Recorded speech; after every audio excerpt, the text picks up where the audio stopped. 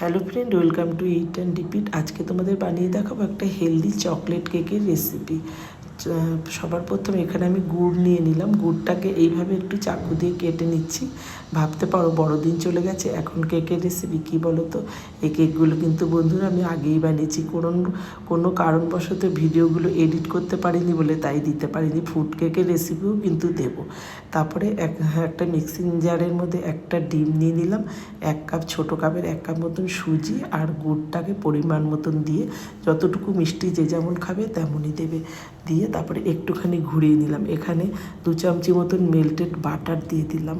তারপরে এখানে এই ছাঁকনির মধ্যে ওই কাপের মাপে আরও 1 কাপ আটা নিয়ে নিলাম, আর 2 থেকে 2.5 চামচি মতন কোকো পাউডার দিয়ে দিলাম, দিয়ে ভালো করে মিশিয়ে নিলাম। আর আজকের কেকটা স্পেশালি আমার বাবুর জন্য বানাচ্ছি। যাবো মেয়ের বাড়িতে, মানে 1 ঘন্টা আমার হাতে টাইম ছিল, তাই ভাবলাম দেখো বড়দিনের আগে যাচ্ছি যখন, একটুখানি বাবুর জন্য কেক নিয়ে যায়। আর আমার বাবু ফুড কেক একদমই পছন্দ করে না, মানে মুখে কিছু পড়লে ভালোবাসে না। ওর একদম এই প্লেন চকলেট কেকটাই খুব ভালোবাসে। সামান্য 1 চামচি মতন দুধ দিয়ে ভালো করে ব্যাটারটাকে আবারও মিলিয়ে নিয়ে 1 চিমটে মতন বেকিং সোডা আর 1 চামচি মতন বেকিং পাউডার দিয়ে ভালো করে আবারও মিশিয়ে নিলাম। এদিকে ছোট্ট একটা সসপ্যানের মধ্যে বাটার ব্রাশ করে নিয়েছি, আবারও একটা কাগজের টুকরো বসিয়ে দিয়ে আবারও বাটার ব্রাশ করে তারপরে এই ব্যাটারটাকে এর মধ্যে দিয়ে দিলাম।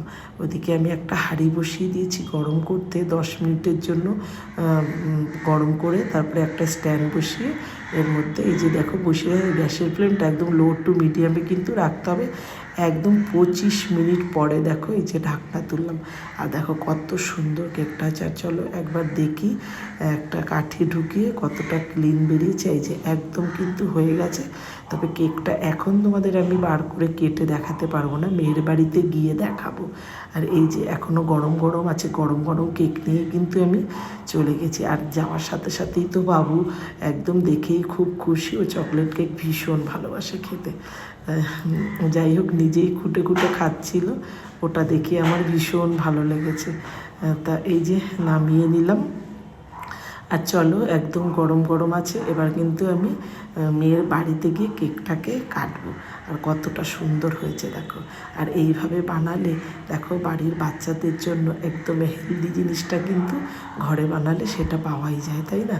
একটা কাগজে মুড়িয়ে নিলাম, দেখতেও বেশ ভালো লাগছে।